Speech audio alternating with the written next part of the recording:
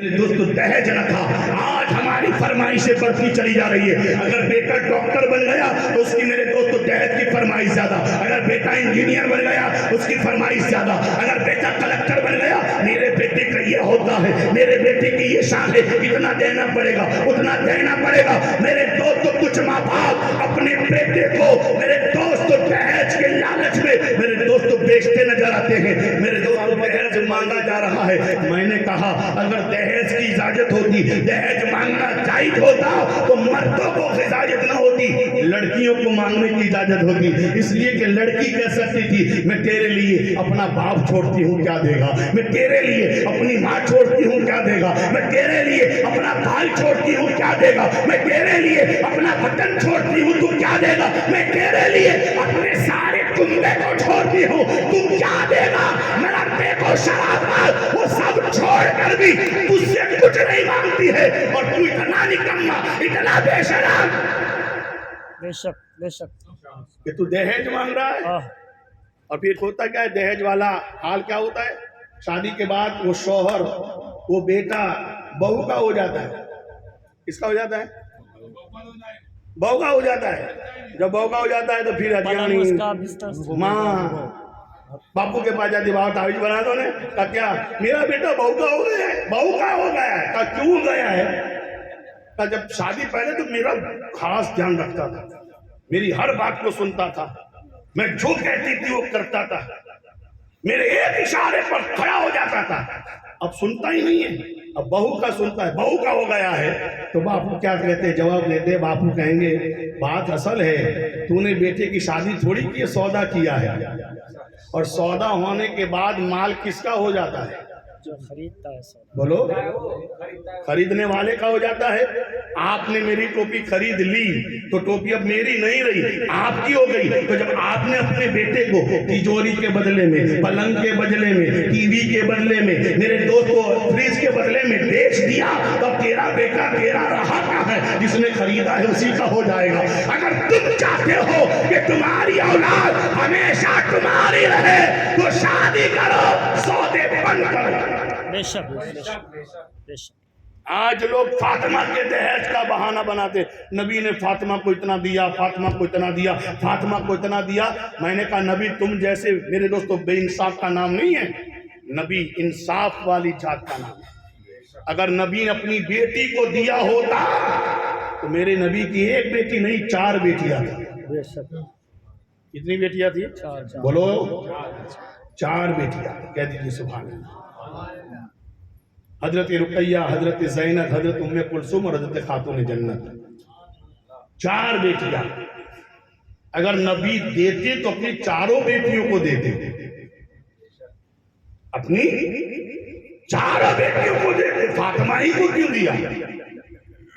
علماء فرماتے، کتابوں میں نے پڑھا کہ جو دہیج کی بات آ رہی ہے نا کہ نبی نے یہ دیا، نبی نے وہ دیا، میں نے جہاں تک پڑھا اور میری سمجھ میں جو بات آئی، نبی نے جو کچھ بھی دیا ہے نا، وہ میرے دوستو چکی دی تھی، مشکیجہ دیا تھا، یا میرے دوستو وہ گدہ جس میں کھجوروں کی چھال بھری تھی، یہ جو کچھ بھی دیا تھا وہ نبی نے اپنا نہیں علی کے پیسوں سے دیا تھا۔ بے شک۔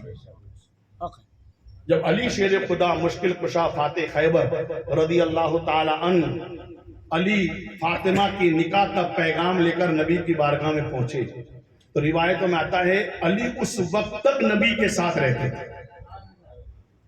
علی کو بچپن سے میرے نبی نے پالا تھا۔ علماء بیٹھے، حضرت علی کے والد کا نام حضرت ابو طالب ہے، حضور کے چچا کے بیٹے، علی چچیرے بھائی تھے علی نبی کے، مگر بچپن سے نبی نے ان کو اپنے پاس لے لیا تھا۔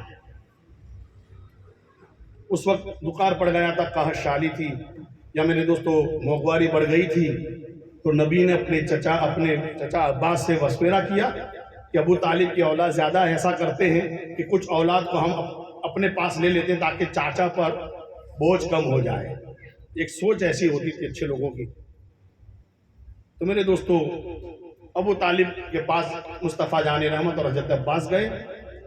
حضرت ابو طالب سے میرے نبی نے کہا چچا جان ہم اس لیے آئے ہیں، تو حضرت ابو طالب نے کہا جو چاہے لے جاؤ، جعفر کو میرے پاس رکھا جائے۔ حضرت عباس نے حضرت عقیل کو لیا اور میرے دوستو ہمارے نبی نے حضرت علی کو لیا اور علی کو بچپن سے نبی نے اپنے پاس رکھا. جب شادی کے لائق ہوئے تو میرے دوست اب شادی کے بعد الگ گھر کی ضرورت, سنسار کی ضرورت, گھر چلانے کے لیے پیسوں کی ضرورت, سامان کی ضرورت. تو جب علی شیر خدا نے میرے دوست علی نے فاطمہ کے نکاح کا پیغام جب مصطفیٰ جان رحمت کی بارگاہ میں پیش کیا کہ یا رسول اللہ میں فاطمہ سے نکاح کرنا چاہتا ہوں, تو میرے آقا مدینے کے تاجدار نے کہا علی تیرے پاس کیا ہے؟ پوچھا اس لیے کہ نکاح کے لیے مہر بھی دینا پڑے گا, گھر کا سامان بھی ہونا چاہیے, گھر ہونا چاہیے. تو علی شیر خدا نے کہا سرکار میرے پاس کچھ نہیں, ایک تلوار ہے اور ایک میری ذرہ ہے. کیا ہے؟ ذرہ. ایک مرد مجاہد کے لیے تلوار اور ذرہ کتنی قیمتی چیز ہوتی ہے آپ انداز لگائیے. علی کے پاس یہی دو قیمتی سامان تھے, ایک ذرہ تھی ایک تلوار تھی. اور تلوار کی شان یہ تھی کہ جس کو میرے دوست آج بھی ذوالفقار حیدری کے نام سے جانا جاتا ہے. میرے آقا مدینے کے تاجدار چاہتے تو علی سے کہتے علی پریشان نہ ہو, میں ساری کائنات کا مالک ہوں, میں تیرا گھر مال سے بھر دوں گا, دولت سے بھر دوں گا. مگر نبی جانتے تھے کہ جو کروں گا میں وہ شریعت بن جائے گی, وہ میری سنت بن جائے گی. کل میری امت میں کوئی غریب باپ ہوگا جس کی بیٹی کے نکاح کے بعد اس کے پاس دینے کے لیے کچھ نہ ہوگا, اگر آج میں دوں گا تو لوگ دلیل بنائیں گے کہ نبی نے فاطمہ کو یہ دیا, نبی نے فاطمہ کو یہ دیا, تو گویا یہ دہیج دینا سنت ہو گیا. تو کل ہر لڑکی اپنے باپ سے مانگے گی. میرے نبی نے علی سے کہا ایسا کیجیے علی تمہاری تلوار اور ذرہ کو بازار میں بیچ دو اور جو کی پیسہ آئے وہ مجھے پیش کرو. حضرت علی شیر خدا مشکل کشا تلوار اور ذرہ لے کر بازار کی طرف گئے. کہہ دیجیے بازار کی طرف گئے. اتفاق دیکھیے کہ میرے دوستو حضرت عثمان غنی راستے میں مل گئے. زور سے حضرت عثمان. آپ میرے دوستو ہمارے لوگوں میں اور اگلے لوگوں کی سوچ میں یہ فرق ہے. اگلے لوگ مجبور کو دیکھ کر مدد کرتے تھے اور آج ہماری سوچ کیا ہے, ہم مجبور کو دیکھ کر اس کی مجبوری کا فائدہ اٹھاتے ہیں. مثال کے طور پر اگر کوئی غریب آدمی ہے, اس کی بیٹی کی شادی ہے اور اس کے پاس شادی کے لیے پیسہ نہیں ہے, اب اس کو پیسوں کی ضرورت ہے تو مجبور ہے, تو کبھی اپنا گھر بیچنے نکالتا, اپنی زمین بیچنے نکالتا ہے. تو ہم لوگ جس کے پاس پیسہ ہے نا اس کو سستے میں لینے کی کوشش کرتے ہیں. 5 لاکھ کی چیز ہے 3 لاکھ میں لینے کی ہے, 3.5 لاکھ دے دوں گا. بولو مجبور کی مجبوری کا فائدہ. اور وہ زمانہ ایسا تھا جب کسی کو دیکھتے تھے کہ مجبور ہے تو اس کی مدد کرتے تھے. حضرت عثمان غنی نے علی شیر خدا کو دیکھا کہ وہ تلوار اور ذرہ کو بیچنے کے لیے بازار جا رہے ہیں. عثمان غنی کو تعجب, علی تو جانتا تیری تلوار کی قیمت کیا ہے, تیری ذرہ کی شان کیا ہے, وہ چیز جو تیرے لیے زندگی کا سامان ہے اس کو بیچنے کے لیے جا رہا ہے. علی شیر خدا نے کہا بھائی بات ہی ایسی ہے. کہا کیا بات ہے؟ کہ میرے نبی نے فاطمہ سے میرا نکاح کرنے کا پیغام قبول کر لیا ہے اور اس کے لیے سامان خریدنا ہے, دوسرا کوئی سامان ہے نہیں. اب اسی کو بیچ کر جو پیسہ آئے گا سامان خریدوں گا. حضرت عثمان غنی چاہتے تو میرے دوست علی سے کہتے 5 میں دینی ہے, 10 میں دینی ہے, 20 میں دینی ہے. ہمارے جیسے نہیں تھے عثمان غنی. عثمان غنی کہتے علی ایسا کر, تجھے تلوار بیچنے کے لیے بازار ضرور جانے کی ضرورت نہیں ہے, تو قیمت بول, تیرا دوست عثمان تیری ہر قیمت چکانے کو تیار ہے. علی نے کہا بھائی کیا قیمت بولوں, تو ہی دے دے, جو دینا ہے دے دے. میرے دوستو روایتوں میں لکھا ہے جو تلوار کی قیمت تھی, جو ذرہ کی قیمت تھی, اس سے کئی زیادہ روپیہ عثمان غنی نے علی کو دیا. کہہ دیا اور تلوار اور ذرہ خرید لی. حضرت علی پیسہ لے کر نبی کی بارگاہ میں آئے, میرے نبی کے سامنے سارا پیسہ پیش کر دیا. میرے نبی نے میرے دوستو پیسے میں سے 2 حصے کیے, آدھا حضرت سلمان فارسی کو دیا اور کہا اے سلمان جاؤ اور شادی کا سامان خرید کر لاؤ, گھر کا سامان خرید کر لاؤ, مشکی جا ہے, گدا ہے, چکی ہے, جو بھی خرید کر لانا ہو وہ فاطمہ کے لیے علی کے گھر کے سامان کو خرید کر لاؤ. حضرت سلمان فارسی بازار گئے, جو ضرورت کا سامان تھا وہ خریدا اور دوسری ضرورت کے جو پیسے تھے وہ مہر کے لیے رکھے گئے. میرے دوستو علماء فرماتے ہیں آج جو ہم بیان کرتے ہیں کہ نبی نے دہیج میں یہ دیا, میرے دوستو हकीकत में वो अली के खुद के पैसों से लाए थे। वो या मेरे नबी ने बता दिया घर को बसाना है तो बेटियों के माँ बाप पर जुल्म करके घर का सामान दहेज के तौर पर ना लो। अरे तुमको खुदा ने मर्द बनाया है, अपने घर का सामान अपने पैसों से सुभान अल्लाह, सुभान अल्लाह बोल रहे हैं। सुभान अल्लाह, बेशक अपने पैसों से खरीदे। शर्म नहीं आती है? आप तो दहेज के ऐसे लालची हो गए ना कि लोग समूह में निकाह इसलिए करते कि दहेज मिल जाए। अभी आज मैंने एक किस्सा सुना, कुछ लोग कितने नालायक कि शादी वाले होकर भी दे मेरे दोस्तों दहेज लेने के लिए समूह में नाम लिखवा देते हैं। चिटिंग बाजियां ये चल रही है।